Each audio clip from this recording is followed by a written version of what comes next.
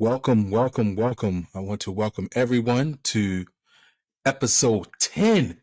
We are at episode 10 of the Know It All podcast. I couldn't be happier. I'm really enjoying this journey and how much I'm learning. The people that I've had a chance to speak with via Instagram messages, via YouTube, the followers, we're up to 115 subscribers. I'm incredibly appreciative of every last one of you.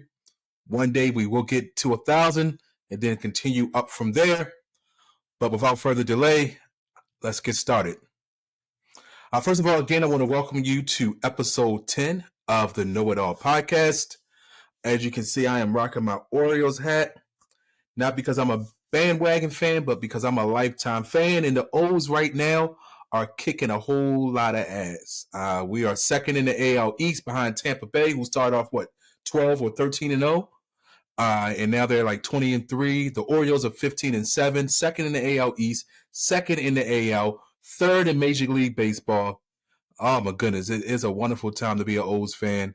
I can't wait to get down to the park later this year. Try to get at least 2 or 3 times down Camden Yards a year. So that's on the agenda. But you are not here to listen to me talk about the Orioles. You are here for inspiration. And I really hope you truly enjoyed today's episode. Today's episode, again, episode 10 of the Know It All podcast, is Thriving Through Change. Of course, my name is Clinton Jiggets, aka Quick Jigs. And the goal behind today's episode is going to be geared around us talking about a topic that I believe affects all of us, and that's change. Change is inevitable. The only thing consistent about life is change, in my most humble opinion. It's just a part of life. It can sometimes feel overwhelming. It can be challenging. But when you have the right mindset and strategies, not only can you survive through the change, but you can thrive through the change. Today, my goal is going to be to explore how to navigate these transitions with resilience, with purpose, and also just how to empower yourself to thrive in the face of change. So without further delay, let's dive in. Cultivating resilience. When it comes to navigating change, resilience is key. Resilience is the ability to bounce back from setbacks, adapt to new situations, and also just keep moving forward despite your challenges. So how can we cultivate resilience in the face of change? The first thing you have to do is develop a growth mindset. The ability to develop a growth mindset is, to me, foundational to building a resilient persona. But it really starts with just this power strategy to develop this growth mindset that you understand and you believe that your abilities and your intelligence can be developed through dedication, through hard work, to adjust to these challenges, to adjust to these changes. These opportunities for growth and learning become things that power you rather than threats. They become things that cultivate your advancement rather than things that hold you back. But cultivating the growth mindset, you have to approach change with both a positive and an adaptive mind. You have to understand that you have resources, you have help, you have your own focus that you can leverage. But having a growth mindset also, again, involves seeing your challenges as opportunities for growth rather than obstacles. And again, there was an earlier episode where I touched on perspective.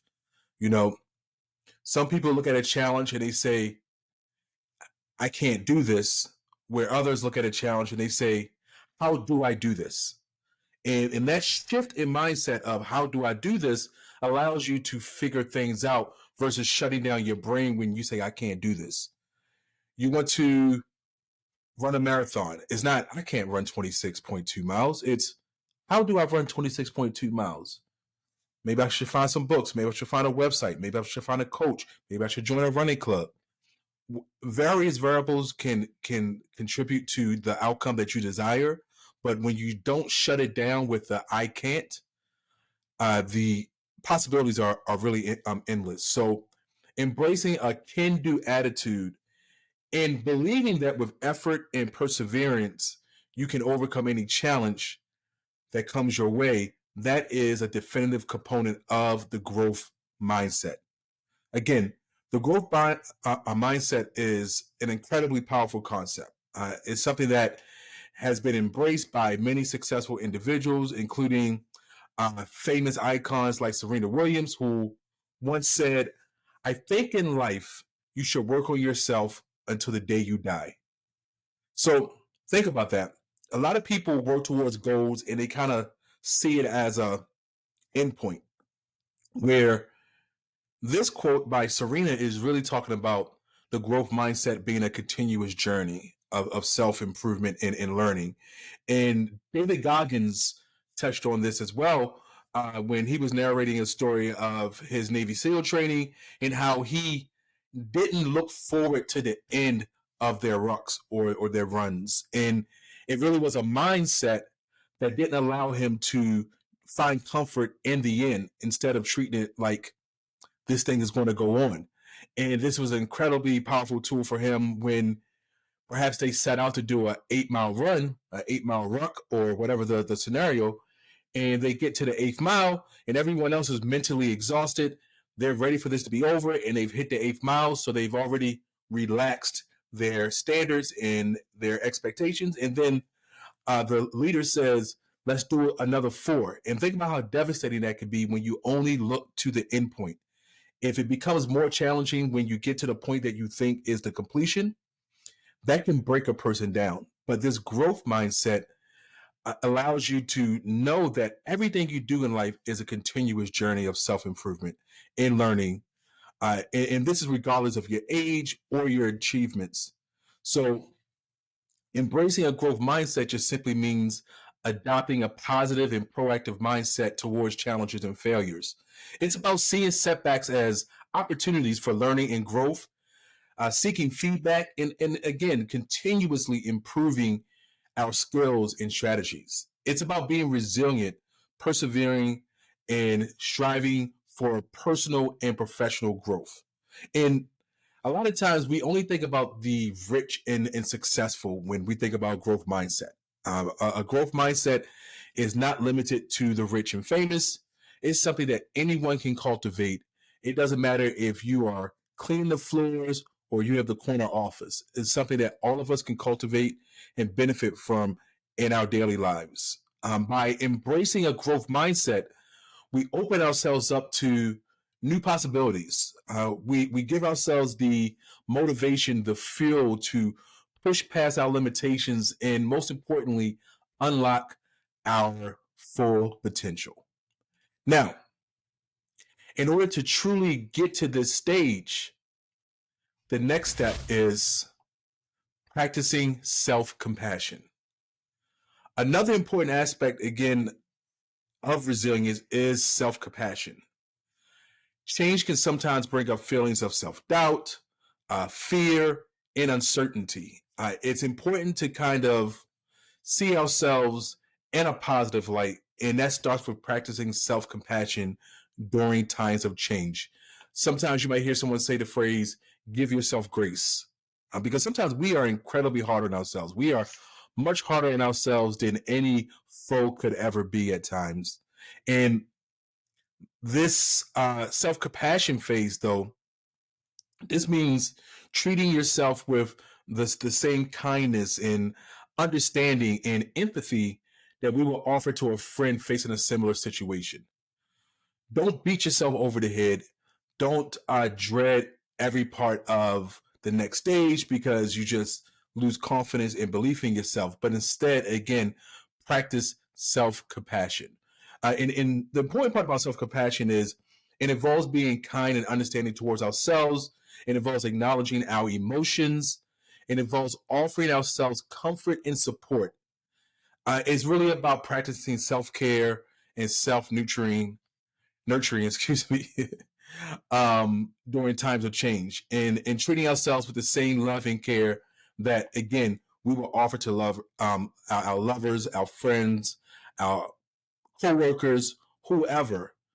Understanding that this is critical to your sustainability is really important. And then as we think about this self love and this self compassion, you really know how to reflect on it better when you build a powerful network. Building a support network is incredibly important. Building a support network can also greatly contribute to our resilience during these times of change.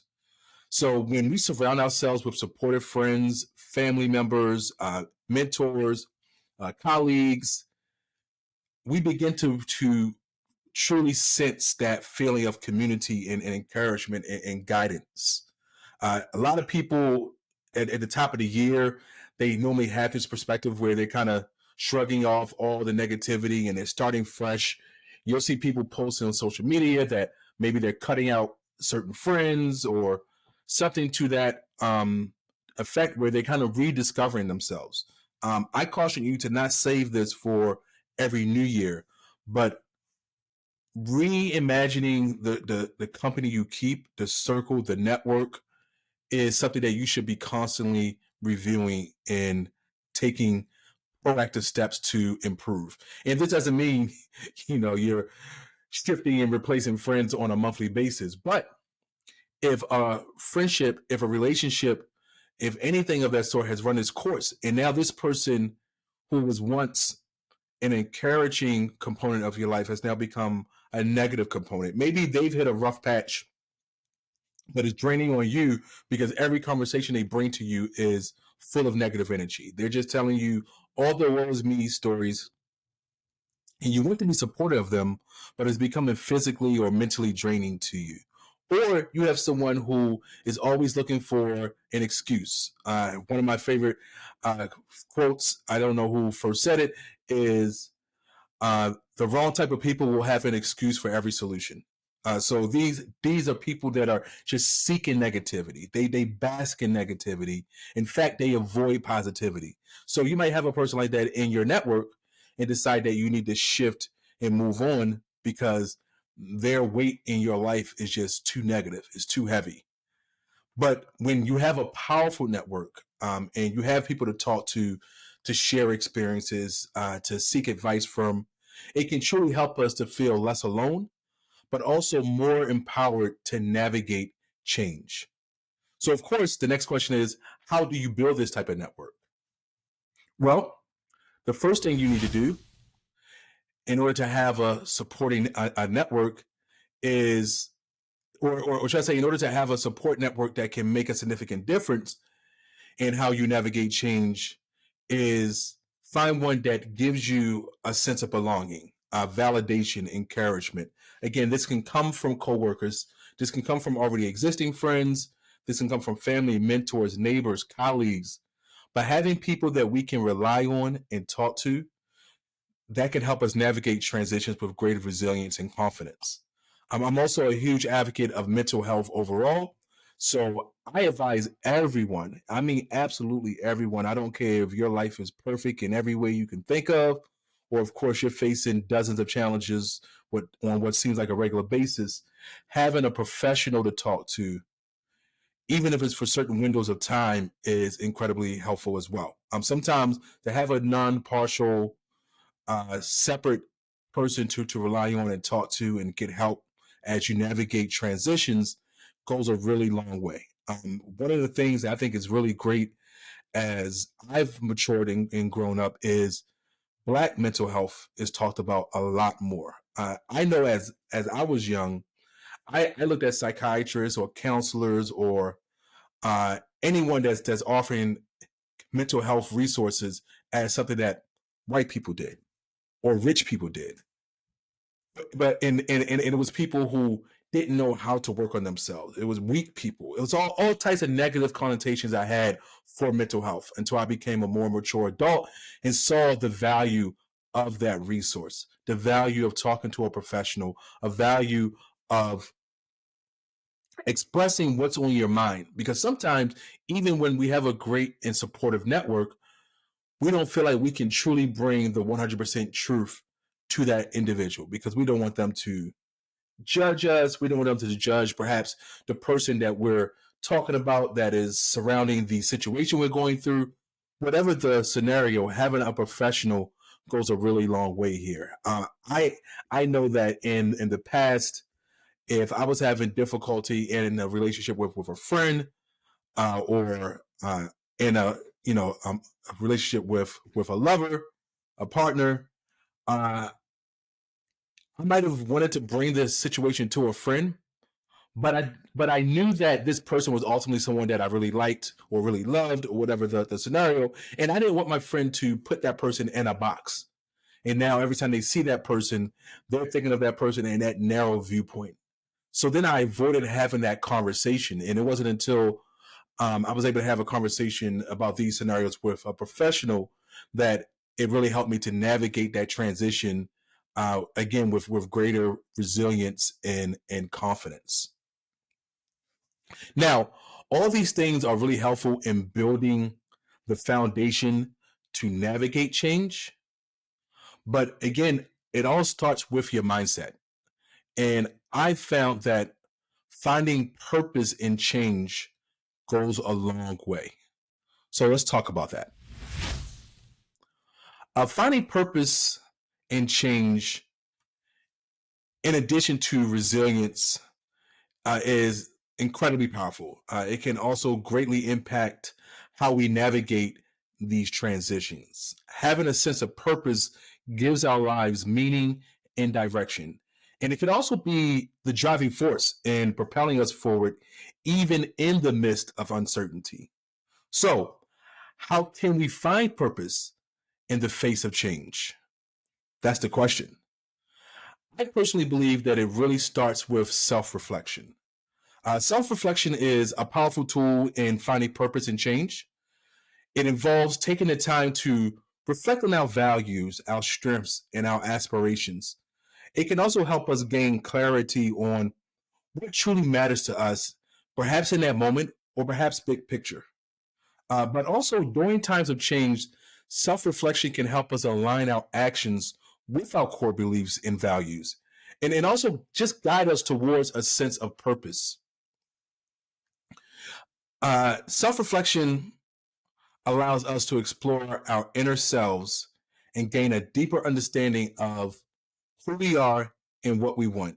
It also can help us align our actions with our values and set meaningful goals that are in line with our purpose, even in the face of change. So I want you to think about that. And then as you pivot and you understand change, know that there's normally an opportunity on the other side of change. And by normally, I can't think of a scenario where there was not an opportunity on the other side of change. Again, change often brings new opportunities. Is even if they may be disguised as challenges, embracing the opportunities and being open to new experiences can help us a great deal. It can help us find purpose in this change, but it's also important to be willing to step out of our comfort zones. I talked about this a lot last week about stepping out of the box, stepping in our comfort zones, but taking calculated risk and exploring new possibilities that arise during times of change can go a long way. So I was in a scenario before where I was let go from a job. It was a sales position. Sales is that way, but it wasn't because of performance. It was because the company was resizing. They were consolidating, and I happened to be a more junior person on the team, so I was on the chopping block.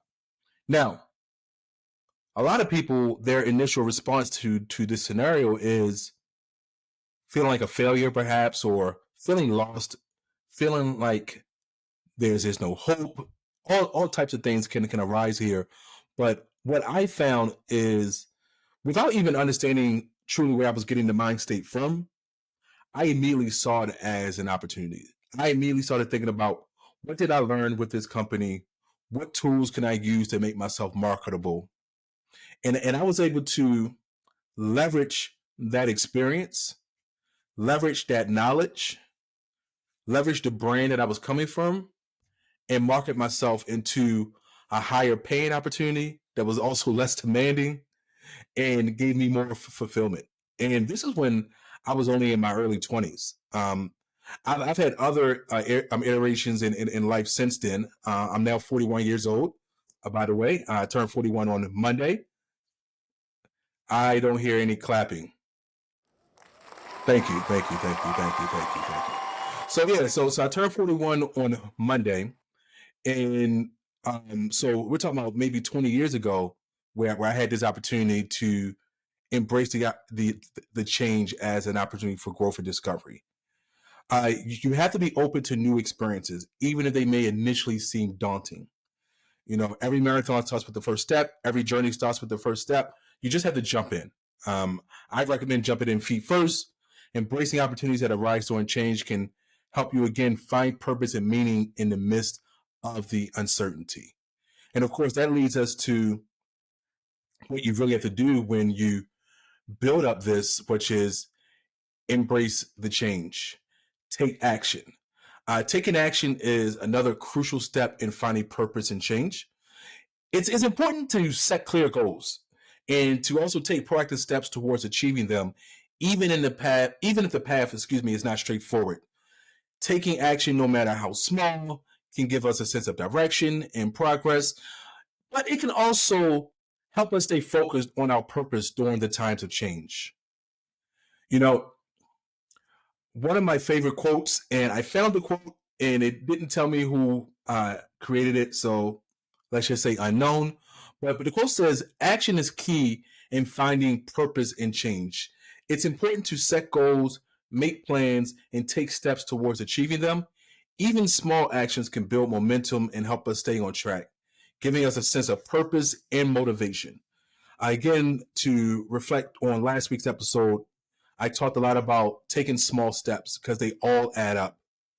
And once you take that motivation and you're taking the small steps, you now are ready to thrive through the change.